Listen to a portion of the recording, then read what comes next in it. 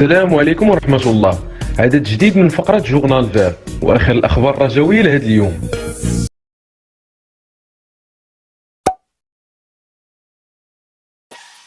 اول خبر في عدد اليوم من جورنال فير جاب عنوان اجتماع جديد للمكتب المسير للرجاء قبل الديربي. وعقد المكتب المسير لفريق الرجاء الرياضي اجتماع جديد امس الجمعه من اجل مناقشه ترتيبات مباراه الديربي اللي غتجمع الرجاء الرياضي والوداد. وقال مصدر خاص ان الاجتماع انطلق بدايه من الساعه 7 مساء، وتم فيه ايضا مناقشه وضعيه الفئات العمريه بعد تعيين عبد اللطيف جريندو مدير التكوين بالفريق الاخضر، وكذلك تم تقديم تقرير حول ظروف العمل اللي غيشتغل فيها جريندو. جمال السلامي يدرس الوداد بالفيديو استعدادا للديربي. وفي تفاصيل الخبر قرر مدرب فريق الرجاء الرياضي جمال السلامي تخصيص بعض حصص الفيديو اللاعبين من اجل متابعه بعض مباريات فريق الوداد استعدادا للمواجهه القويه اللي غتجمعهم غدا برسم الجوله العاشره من البطوله الوطنيه. وكشف مصدر مقرب من فريق الرجاء ان جمال السلامي درس رفقه لاعبي طريقه لعب الوداد مع مدربه التونسي فوزي البنزرتي، بحيث تابع ليه بعض مبارياته في عصبه الابطال الافريقيه والبطوله الوطنيه. يشار ان فريق الرجاء بقياده جمال السلامي واجه غريمه التقليدي في 3 المباريات، تعادل في الاولى في ديربي عربي تاريخي ب4 اهداف لمثلها، وهي النتيجه اللي خولت النسور الخضر التاهل للدور الموالي. وفاز فريق الرجاء رفقه جمال السلامي في الثانيه برسم ذهاب البطوله الوطنيه الموسم الماضي بهدف دون رد حمل توقيع حميد حداد، فيما تعادل ايابا بدون اهداف. حكم جديد يقود قمة الرجاء والوداد في الديربي. واختارت اللجنة المركزية للتحكيم الحكم جلال جيد لقيادة قمة الرجاء والوداد في الديربي البيضاوي المقرر أنها تجمعهم غدا الأحد برسم الجولة العاشرة من البطولة الوطنية. وغيكون جيد حكم الوسط بمساعدة أكرداد مصطفى كحكم مساعد أول، وورباني محمد كحكم مساعد ثاني، فيما غيكون سمير القزاز حكم رابع المباراة، وغيكون رضوان جيد حكم رئيسي في غرفة الفار بمساعدة الحكم الحسن أزكاو. وكيتعتبر رضوان جيد من أكثر الحكام اللي أداروا الديربي البيضاوي بين الرجاء والوداد قبل ما تختار اللجنة المركزية جلال جيد لقيادة الديربي لأول مرة في تاريخه.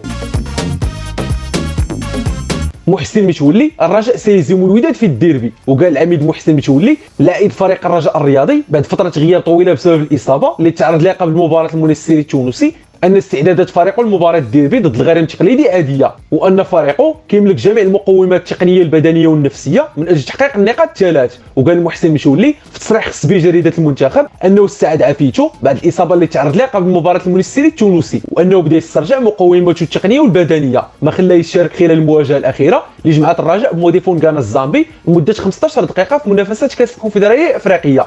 وبخصوص مشاركته في الديربي قال متولي مشاركتي مع دما في مباراه الديربي كتبقى من اختصاص المدرب جمال السلامي.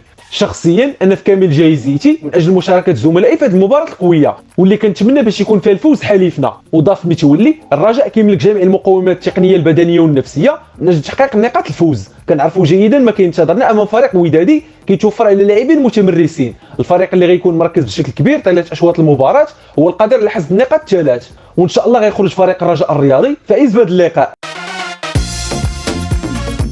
رحيمي والزنيتي تحت انظار علي لوزيتش بالديربي. وكلف الناخب الوطني فايدا لوزيتش مساعديه بمتابعه رباعي الوداد والرجاء في مباراه الديربي المقرر اجراءها غدا الاحد. الوقوف على جاهزيه تكون من ناحيه جبران ايوب الكعبي انا زنيتي وسفيان رحيمي. وكشف مصدر مسؤول ان الناخب الوطني طلب متابعه دقيقه للاعبي الرجاء والوداد وخصوصا سفيان رحيمي اللي كيملك حظوظ كبيره للمشاركه في مباراتين ضد موريتانيا وبوروندي برسم جولتين الخامسه والسادسه من تصفيات مؤهله لكاس افريقيا اللي غتستضيفها الكاميرون في يناير وفبراير المقبلين، وذلك في ظل الصعوبات اللي كيواجهوها بعض المحترفين في الالتحاق بتجمع تدريبي للنخبه المغربيه بمدينه الرباط.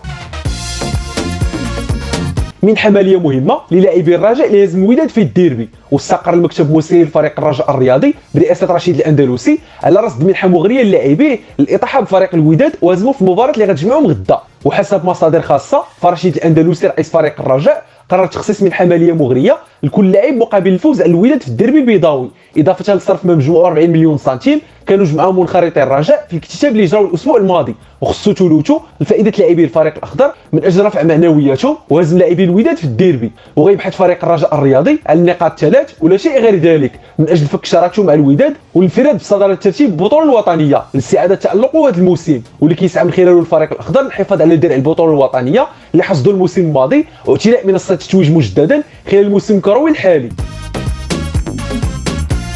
منحة خاصة من منخرطي الرجاء للاعبي الأمل، وقرروا منخرطي فريق الرجاء الرياضي تخصيص جزء من المبلغ اللي جمعوا من الاكتتاب للاعبي فريق أمل الرجاء مكافأة لهم على النتائج الجيدة اللي حققوها في دوري الهواة. وأكدت مصادر رجوية خاصة أن منخرطي الفريق قرروا تخصيص منحة للاعبي الفريق الأول مناسبة الديربي البيضاوي أمام الوداد مقرر إجراؤه غدا الأحد، ومنحة أخرى للاعبي فريق الأمل. وكانوا برلماني الرجاء استمروا في عملية الاكتتاب من أجل جمع مبلغ مالي مهم قرروا تسليمه للاعبي الفريق الأول مناسبة الديربي، وغيكون لاعبي فريق أمل الرجاء نصيب منه بعد النتائج الجيدة اللي حققوها في المباريات الأخيرة في دوري الهواة واعتلاء صدارة البطولة المذكورة. 5 لاعبين جدد من الرجاء بلائحة المنتخب المحلي. وجه الحسين عموته مدرب المنتخب الوطني المحلي الدعوة ل5 لاعبين من فريق الرجاء الرياضي للمشاركة في تجمع تدريبي المقرر تنظيمه في الفترة المقبلة ما بين 23 و 29 مارس الحالي. وقرر الناخب الوطني استدعاء كل عبد الاله الحفيظي وعمر بوطيب وعمر العرجول زكريا الوردي ومحمد زريده للمشاركة في التجمع التدريبي المقبل. وكان عبد الاله الحفيظي اللاعب الوحيد اللي شارك من بين الاسماء الرجويه اللي وجه لها عموته الدعوه للمشاركه في النسخه الاخيره للبطوله الافريقيه للاعبين المحليين، فيما تلقاو باقي اللاعبين لاول مره الدعوه للمشاركه في التجمع التدريبي للمنتخب الوطني.